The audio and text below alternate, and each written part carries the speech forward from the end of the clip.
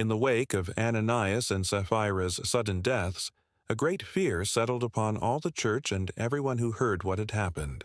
It was not a fear that pushed people away from God, but one that awakened a deep reverence for His holiness dwelling among them. Yet, even as this solemn awe spread, the power of God did not retreat.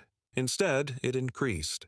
By the hands of the apostles many signs and wonders were wrought among the people, and the believers gathered with one accord in Solomon's porch. Their unity did not weaken under the weight of fear, but deepened, for they understood that the presence of God was both pure and powerful.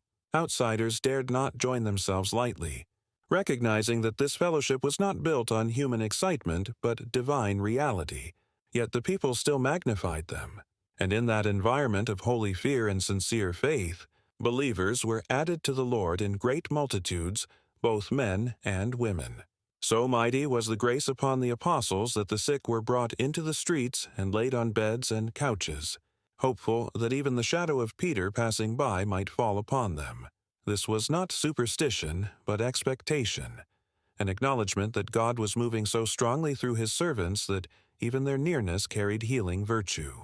From the surrounding cities, multitudes came to Jerusalem bringing the sick and those vexed with unclean spirits, and Scripture says they were healed every one. No one returned untouched, no sickness resisted, no bondage remained. Where the fear of God rested, the power of God flowed without hindrance. This passage shows that holiness and power are never at odds.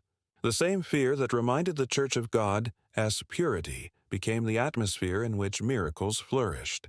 When the people approached God with reverence, they also approached Him with confidence, knowing He was both righteous and merciful. Their awe did not silence their faith, it amplified it. For the believer today, this account is a reminder that the presence of God is not something to handle casually, yet it is the very source of life, unity, and healing.